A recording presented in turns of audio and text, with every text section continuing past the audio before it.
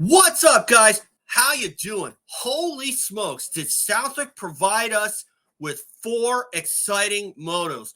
But before I get to that, I'm going to start with the 450 class. But before I do that, guys, just remember, subscribe, helps my channel grow. I want to keep my monetization status on my main channel, and the only way I can do that is with your help. If you think I'm worth listening to, just hit the subscribe button down below. In the meantime, let's get into this. I'm going to put up my banner here. I'm going to do this in one video today. Southwick recap. I'm going to start with the 450 class. Jett Lawrence wins again. Jett Lawrence goes 1-2. And I got to tell you, Jett Lawrence seems to be taking the conservative route. Now, there's no doubt in my mind that that kid is hurt, because you could clearly see on the track, at least in the second moto anyway, that shoulder injury really caught up to him and really took a lot of his speed out. Now, under normal circumstances, Jett Lawrence would probably be winning with a 1-1 performance and probably winning by 20, 30, 40 seconds. But that's not the case. Chase Sexton came through and erased that bad second moto at High Point where he gave away the lead. And this time, Chase Sexton was able to hold on and win that second moto after Jett Lawrence took the honors in Moto 1. So this leads me to believe that Jett Lawrence is going to make it back-to-back titles for Honda. The first time that's happened since maybe the Carmichael days. Actually, yeah, since Carmichael won from 02 to 04. And only lost twice on Honda in motocross. Both times to Kevin Windham. So, and I'll tell you this about Jett Lawrence. I may have said this before, but I'll say it again here in case I did. Jett Lawrence is starting to remind me a lot of Jeremy McGrath when he was on Honda.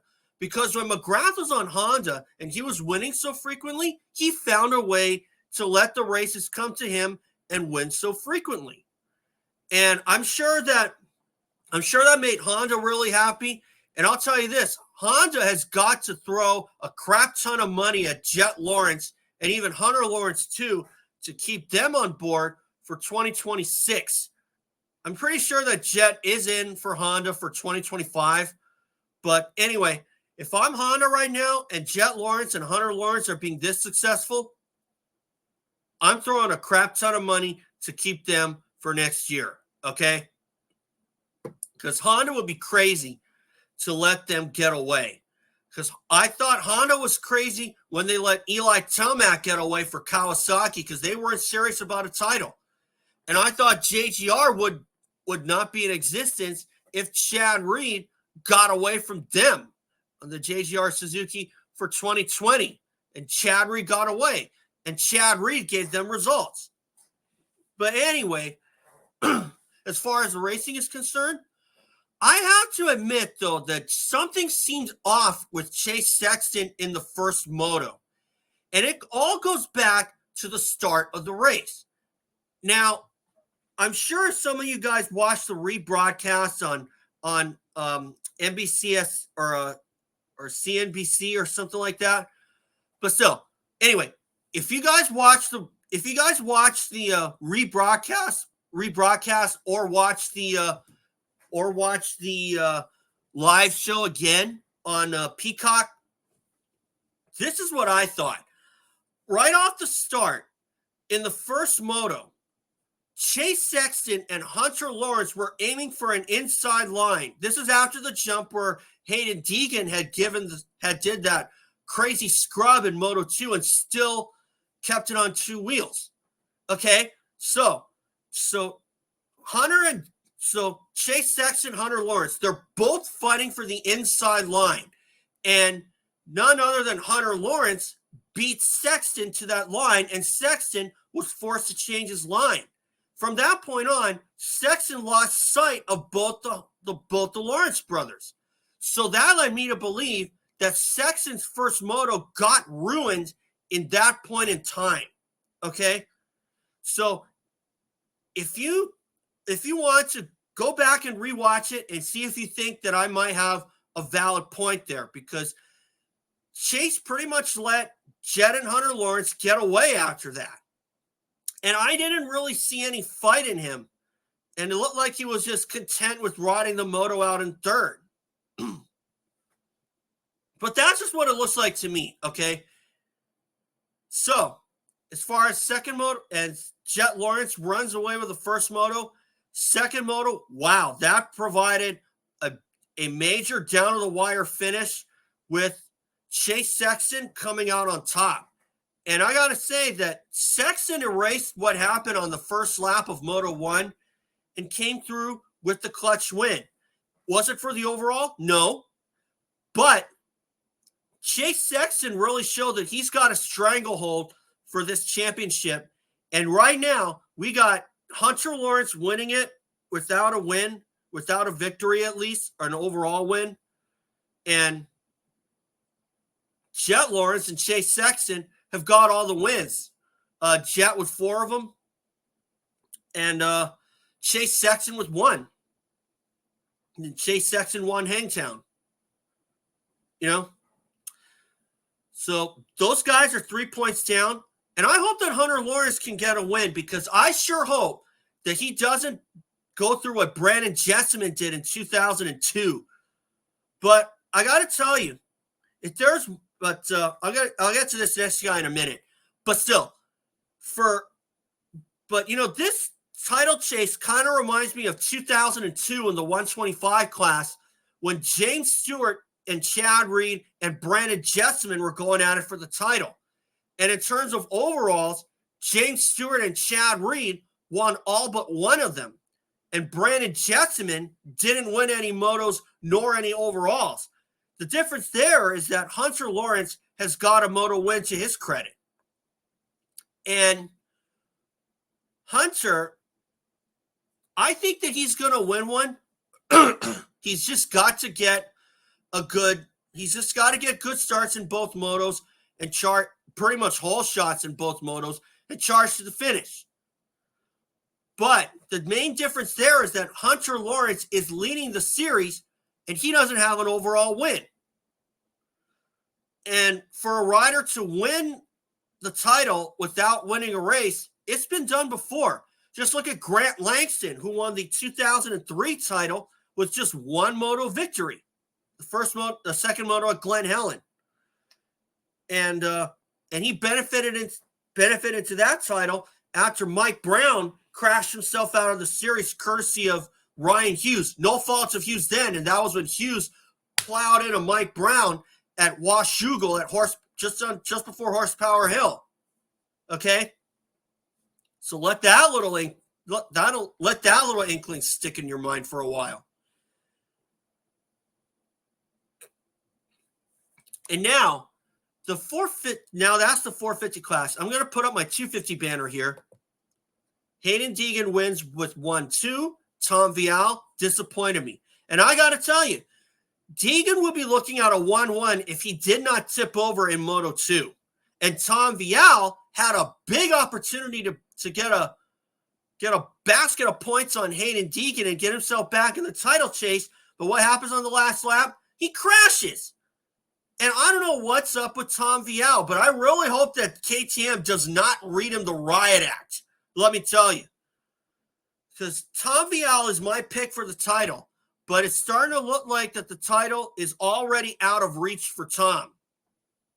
And Haiden Deegan is becoming the guy to beat. And him losing only 2 motos so far in 2024, that's a good way to put a stranglehold on this title. But I got to tell you, if there was one guy that I thought, but I also think that Tom Vialle and Levi Kitchen, for that matter, had their second motos ruined because of that red flag when Julien Beaumer went down on the opening lap. And fortunately, it looks like Beaumer is okay. I saw his post on Instagram. It looks like he's okay. And, but I got to tell you, for both Vialle and Kitchen, that red flag could not have come at the worst time, okay? And I got to say that that's the one guy that I thought was the big disappointment of all next to Tom Vialle, and that's Levi Kitchen. And not going to lie to you, Levi Kitchen is starting to remind me of Brock Sellers when he lost the 125 East Supercross title to Stefan Ricotta in 2000. And he was never the same guy. Levi Kitchen is not the same Levi Kitchen that we saw at the start of the Supercross season. Okay?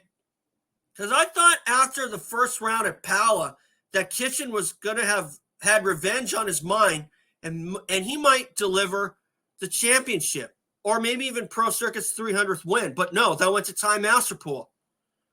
Okay? So that leads me to believe that Levi Kitchen may be feeling some Supercross hangover. And while I was looking for a little bit more from Time Masterpool, I guess that's the track where if you were going to lose your lunch at, that's the one.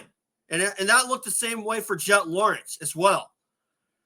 Because I don't think Time Masterpool was up to snuff. I don't think Tom Vialle was really up to snuff towards the end. But I got to say that off the start of the second moto, when Haiden Deegan had that crazy scrub and still kept it upright, I think that pretty much left a false sense of hope on the rest of the field, because any other mere mortal, that was a crash. If that's me, that's a crash, okay? But for Deegan, he kept it on two wheels. That little bugger kept it on two wheels and managed to take the lead. That's almost like when James Stewart pulls off a crazy maneuver and still keeps it on his bike, okay? But still, for Levi Kitchen, that has to be one of the worst feelings in the world. And I hope that Levi can find something and get his season back on track, and so will Tom Vialle.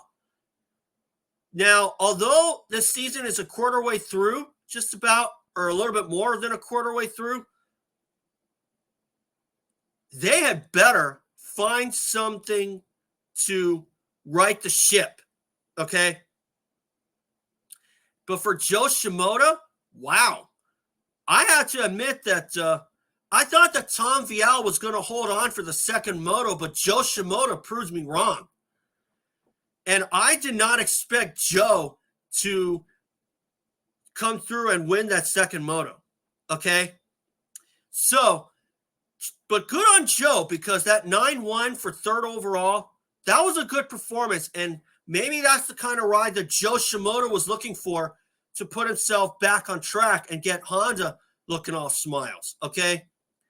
But as for Haiden Deegan, he probably will be looking at a 1-1 if he didn't tip over in Moto 2. And Tom Vialle will be looking at picking up points if he didn't tip over.